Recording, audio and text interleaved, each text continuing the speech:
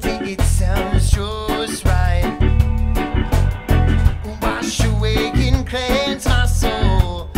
Purify. Only time will tell. To do what is right. Got to find what is right. Got to choose what is right. We must find what is right. For me and for you.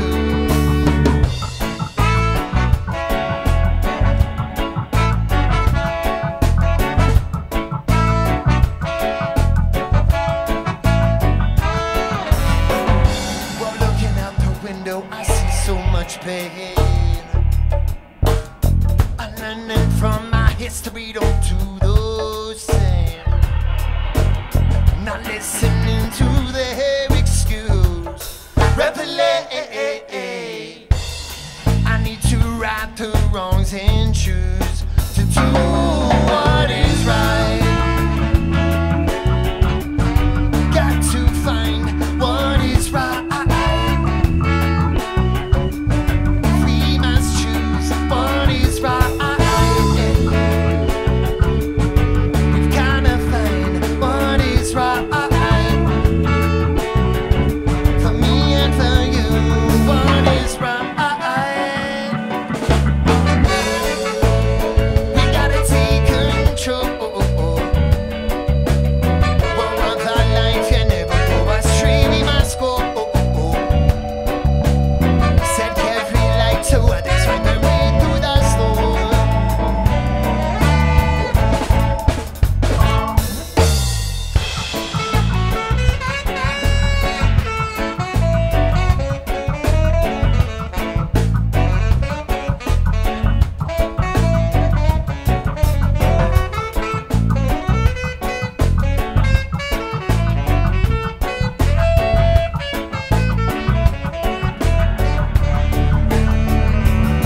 What is right? Got to choose what is right. We must find what is right. Got to choose what is right. For me and for you, what is right? What is right? What is right?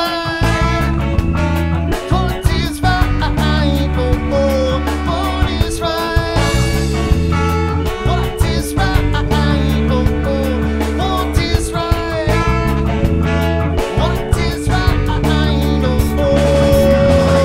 We got to find, we got to know. We got to find, we've got to speak the truth. We've got to find, we've got to find. We've got to find, we've got to find. Hey, we doing this?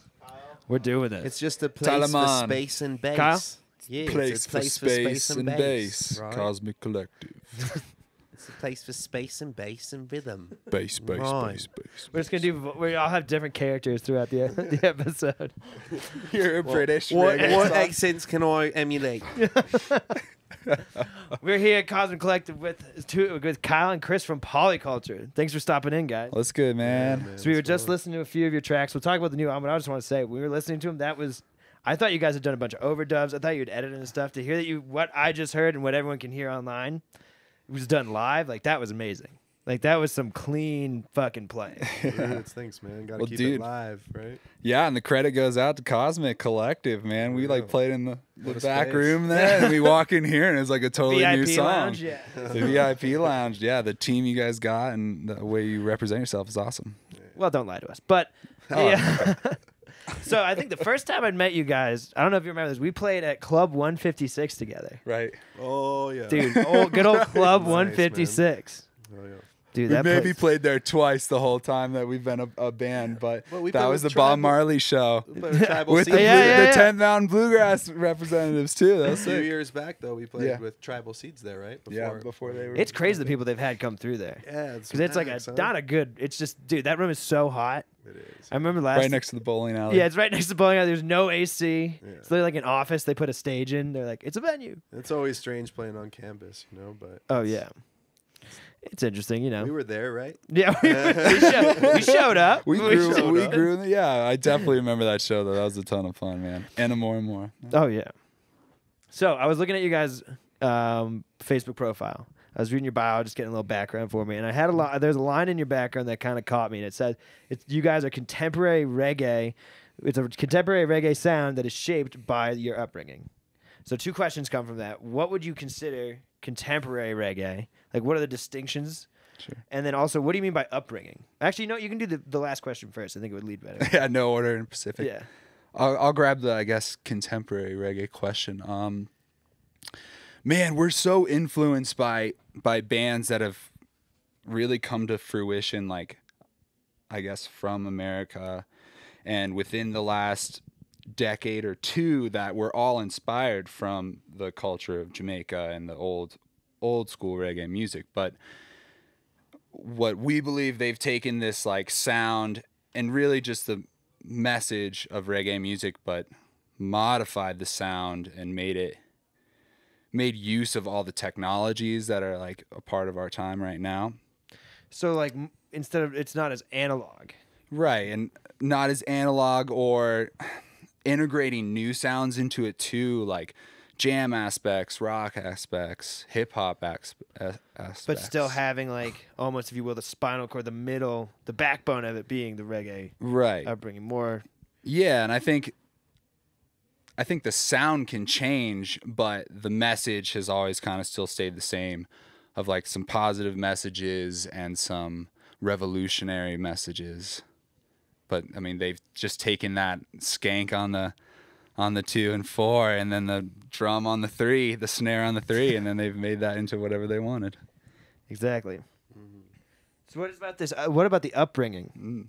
Changing gears. Was it like where you guys grew up, or was it? Yeah, no, that's truth, and I think that's a little bit different for each of us. You know, I mean, for me personally, I grew up in Colorado, and I grew up listening to Reggae Bloodlines and KGNU on Saturday afternoons, and Donovan Maka is the DJ who's been DJing that show for 40 years now. Jeez. And so I grew up like with a pretty unique exposure to real Jamaican reggae music, and then obviously also listening to like John Brown's Body and Giant Panda and a big kind of East Coast vibe of reggae. But I think that we all come from different spaces in music, but we've converged in this place with reggae, and our upbringing has brought us here, and to grow with like this collective is pretty dope, you know. So on the topic of converging, how did you all meet? Because I know you were introduced to them through Giant Panda, right? Yeah, that's right. I was wearing a Giant Panda Giant Panda shirt to class once at CU. We all met at going to CU in Boulder, and I was wearing a Panda shirt to class, and the dude came up to me and asked me about it, and I was like, "Oh yeah, they're the homies. Like I know them from back east. My family's from Rochester, and we got the family connection with Panda."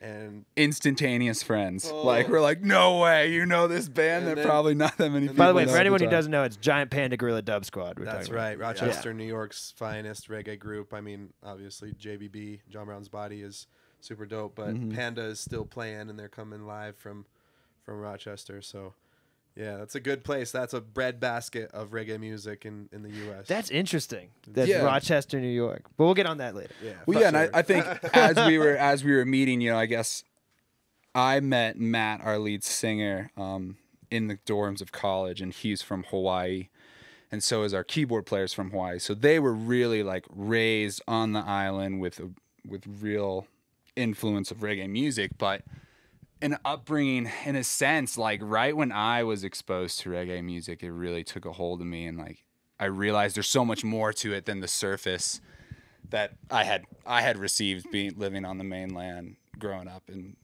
high school and everything. So like I think it made a huge impact on us spiritually and also musically, and it really taught us kind of how we could improve our ways of life and it's ways of continuing living. to do that too. Yeah, for sure. continues to. every day. Like, Do you think that reggae music is different from other types of music because it has such a spiritual connection? You know, like I've listened to a lot of music. I've played a decent amount of music, but you don't really see music like reggae where people have like a really emotional and like deep personal connection. Like they express it through their lives. Yeah. Right. You know. I think that what a big thing is and Rastafari culture too. It's word, sound, and power, and those three things. I mean, not that any of Policulture like preaches Rastafarianism. Yeah, I was about to ask that. Is that? But the word, sound, and power stand strong, and I think that like word and lyrics can be really impactful, you know, and can make a difference on people's life and perspective and understanding on things. And sound comes from, you know, music that we create, and power is the power behind the whole reggae sort of vibe. And so I think those three things, it's like the trinity of reggae, you know. Mm-hmm. Do you think like when we touched on the contemporary aspects of it, do you think that the intermingling of genres that we were discussing, do you think that's made it stronger? It changed the message at all, or impacted how those three principles have been like delivered? It's definitely made an impact, for sure, and it has changed in its way. But I think the root behind it all that's remained is kind of that message. Like, people can do whatever they want with the sound, but as long as they can let out their emotions of like making the world a better place and helping one another and like trying to find a positive way of life, I think that remains true with every reggae Across all band you could subgenres call. of Yeah. music. Oh, and there's tons of subgenres of reggae, but I Oh think my it's all god, in there. subgenrification of music is insane. It's the like coolest. it's like borders to a country, right? Well, like dude, it's dividing shit worse. up that It's you like, should not. I mean, since I play in the jam scene, that's just like we're electro jam, we're electro funk jam, we're electro yeah. I know. You're like, dude. We're musicians. I know, exactly. When can it not be music? But anyway, we could do that. We could talk about that for like Right. 3 hours. So you guys released your first album in 2014, The Bridge. Mm-hmm. Now it's 2018. I know.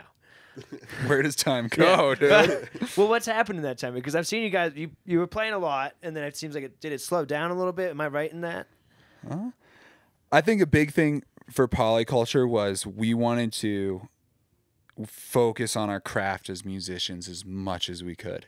You weren't worried about like like the having to always be out there and playing and playing and playing. Yeah, I mean, we know that is a big impact on how successful a band is, but I think at the time we were like, man, if we really want to do this and we love doing this so much, we need to get better at our craft. We need to start taking some more lessons. We need to look at how to improve our vocals. We need to think about the dynamics of our songs and everything like that. And so I think that's where all our time really went. And so you were playing the long game pretty much. You were saying like instead of just playing the show, like you were like playing the show and putting the music out and doing this, you're like, we want to actually take the time and like let this develop into something more than just a band, like just a local band, like have an actual like personality and presence and stuff. Mm-hmm. Yeah. I think that one person who kind of gave us that perspective was a guy named Jesse Oniver, and he told us straight up, like, are you guys in this for the short term or are you in this for the long haul? And we kind of had to make a decision, and I think that like building that slowly and organically and working on our composition and really our production as a band is going to benefit us when we do hit the road and we start hitting markets where we're coming at it with all we got, you know, with a product that we're really proud of. And it's hard because there's bands in Boulder that you see that started after us and are hitting the road on several tours, you know, and I watch you and I see it, and I'm not gonna lie, like as an individual, and all We of want us, it. We want that so Yeah, we want bad. that so I mean, bad, there's- you know, but I mean, we'll there's get always there, going to be that like it's always like the grass is.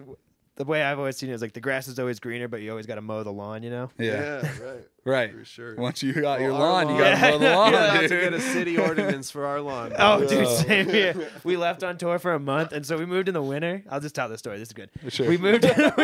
We moved in the winter into our house, and we were like, so mowing the lawn was not a thing. It just we didn't really have a lawn, and then we got a photo from our friend. He's like, "You understand? There was a chair in your backyard, and I just can't see it now." You must have been gone for a while, but that's Dude, awesome. Oh my god, we came back and we're like, these people must think the house is abandoned. And we've been like home and they're like, So you're gonna cut the grass, or like we're like, yeah, we will at some point. Is someone We got to in find the there? lawnmower first. I know, seriously, and then you gotta get gas. It's a whole Oh thing. yeah. But yeah, that's really been our focus, man. I think it's so fun for us to create, and like we've written probably like 50 songs out of the 10 songs that made it on our upcoming album, and we're just constantly exploring new things, letting people shoot out their ideas, and that's And by the time it's out, we'll have another album and a half worth of Yeah, new tunes, probably you scrap know, it all, that's do it how again. always No. goes. So I mean, let's transition. Talk about that. So your new album, does it have a working title? Or does it have a title coming out Yeah. yet? What is it? It's called Mountains to Cross. Ooh. And we chose that name because, well, there's a little hidden message in the lyrics somewhere, you know, within the album. But we chose that name because there's obviously obstacles, you know, for all of us in this life and as a young band. And we have mountains to cross, but, like, I think we have some mountaineers in the group, so we're ready for it. That's man. deep. That's, you, Whoop. you write lyrics, That was don't you? good, No, but so you recorded it in Rochester, New York. right. What was that? So how was doing it away from home, like being away from your home base? And I mean, for you, you're really back at home, you know. But for the majority of the band, I would assume you're kind of isolated in the process. Then how did that? Amazing. It's amazing, isn't it? So like, Yeah. what was that like for you guys? Well, yeah. So being able to get away from a lot of the life that you're involved in here in Boulder was super beneficial, and just the amount of time we could spend in the studio, not having to No really- girlfriends. all no we had to do was eat, you know, distractions, no- like that was yeah. it, and then play music and be creative as possible. Right. So the whole story behind it is Kyle's cousin, Matt Goodwin, is our producer and our engineer. And he's the Bo Jackson of reggae is what... Bo Jackson. According to Reed. yeah, Foster. that was what Root Fire calls him. But he's played in a ton of bands. He's played in Easy Star All Stars and John Brown's Body. He still plays in Giant Panda Gorilla Dub Squad.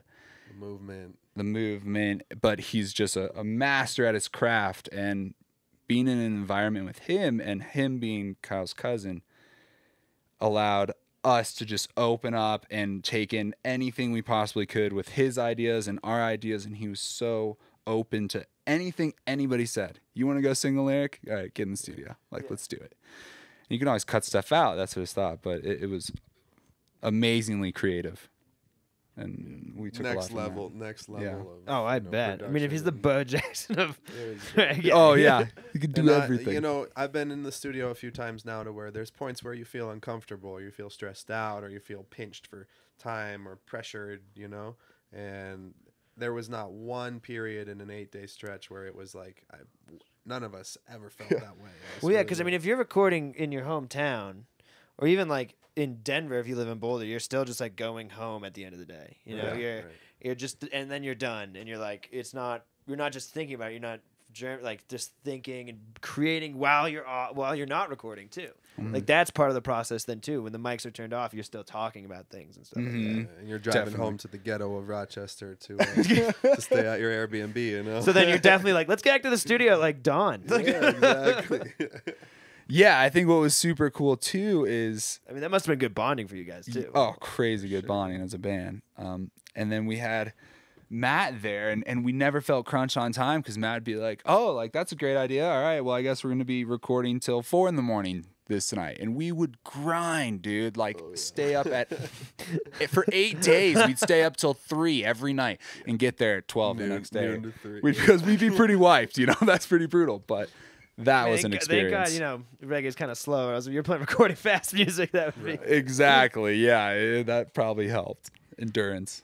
So with the new album, you guys have a really cool campaign you're doing right now. Like you're promoting an eco-friendly campaign. Do you guys want to touch on this a little bit? Yeah, for sure. So right now we're about a week and a half or 2 weeks deep into our Kickstarter campaign, and it's a sustainable album release campaign. So a lot of the reward structures are built around, you know, eco-friendly products, and a lot of the rewards that you get are, you know, sourced within Boulder to reduce our carbon footprint. And it's all about Policulture, you know, investing in our community and the places that we go as much as, we receive. To receive, you have to give too. And so we're, investing our time in the community, volunteering, and there's a whole list of rewards you can get by going and contributing if you have any coin to help Policulture out. And we'll be putting the link to that on Facebook and everything like that. Awesome.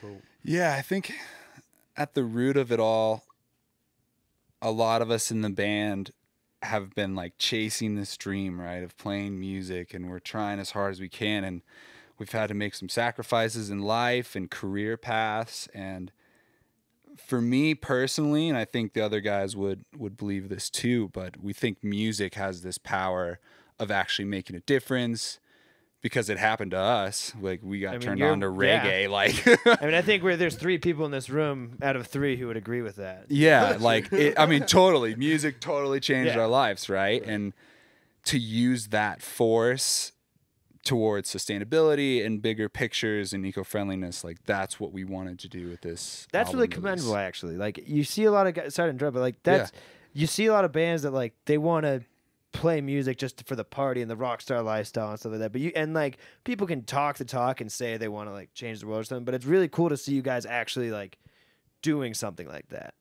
And like turning it around and not just making it for you, but for everyone, and going into like the details, like the sourcing locally and stuff. Like you really don't see that, and I think that's just awesome. I just want to say that. Right on. Right on, brother. thanks, man.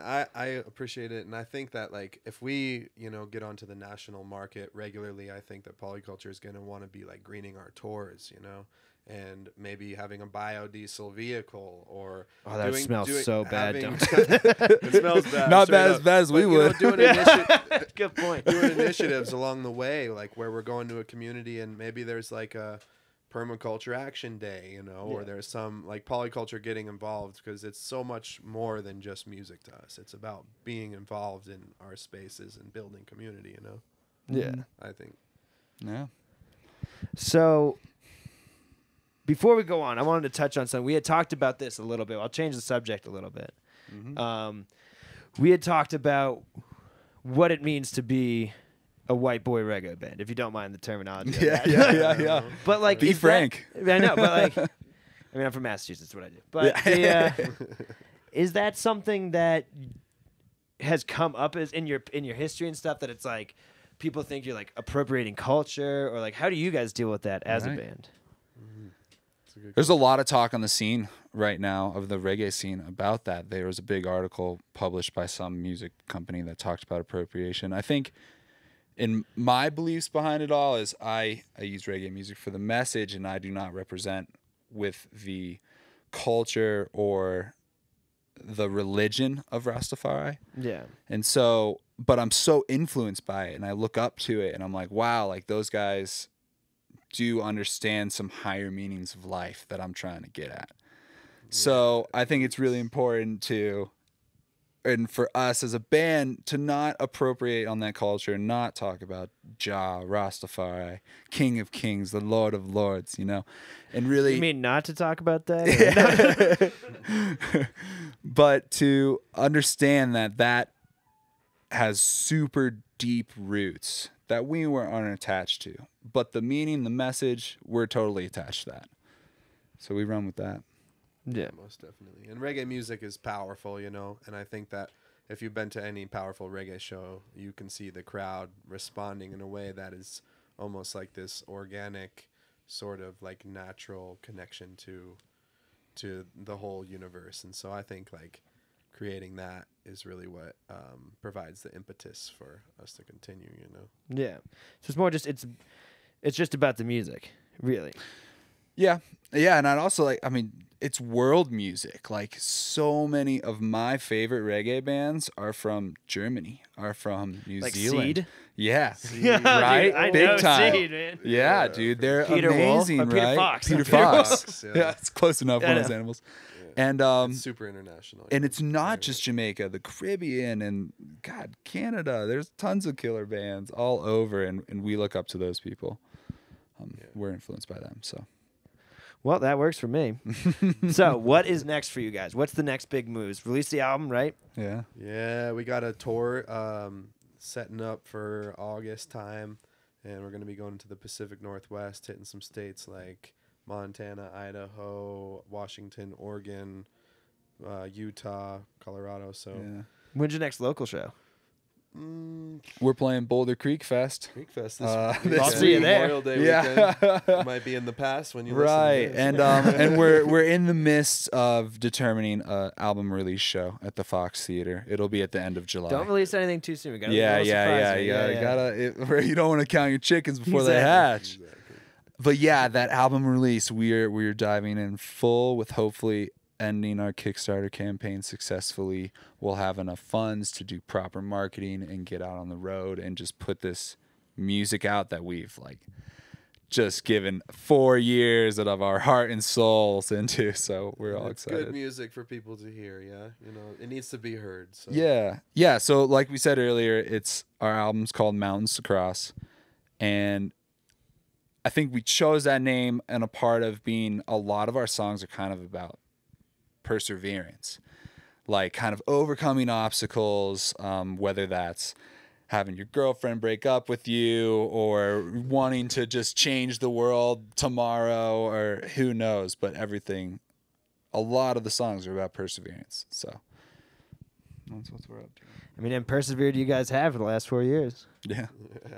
Well, I'll tell you, after hearing the stuff today before we got in here and talking to you guys today, I am stoked for everything that's about to happen to you guys. I mean, I can just sense big things. This is awesome. Tyler, you're a legend. You're a legend. Don't. It's nice You're a to share, legend. It's nice to share this community with you, man. Hey, thank you, man. Yeah. And it's a rich community that we have. Oh, you know? I love it. It's a rich community where none of us are rich, but what does that matter, right? Our souls are so full with each other, and that shit is dope.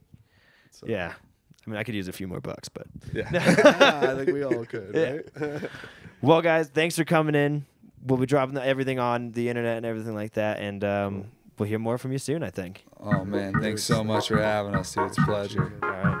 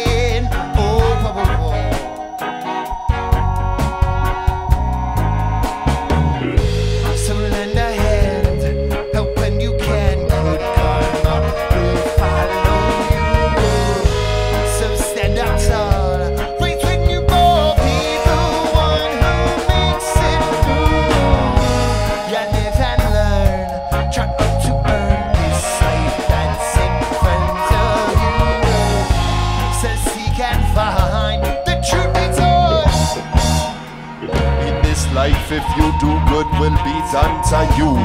Unify this universe, help us find clear way through the illusion and confusion, evil hatred won't do. Separate yourself and step into somebody else's shoe. In this life, if you do good will be done to you. Unify this universe, help us find clear way through the illusion and confusion, evil hatred won't do. Separate yourself, could karma be true.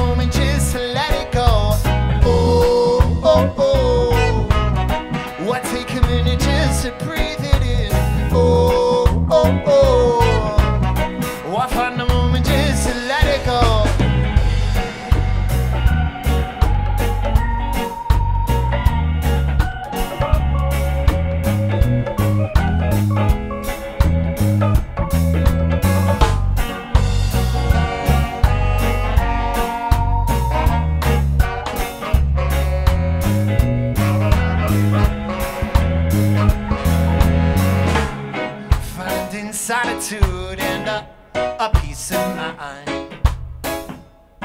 It's time to slow down and see the beauty of this life. All them worries, yeah, let them go. Your journey will take flight. And my friend, I do it busy to do what is right. We're gonna see to do what's right.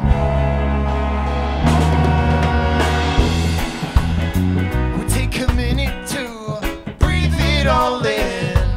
Oh, oh, oh. What find a moment just to let it go. Oh, oh, oh. What take a minute just to breathe it in. Oh, oh, oh. What find a moment just to let it go. Oh, oh, oh. La da dee dee dee dee doo. Oh, oh, oh.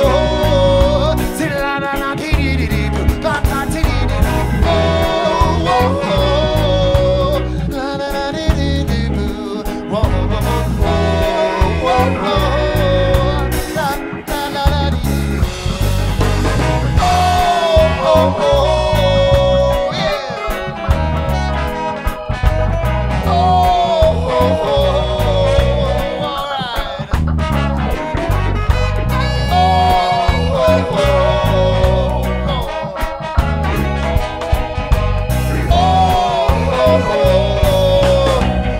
find a moment just to let it go.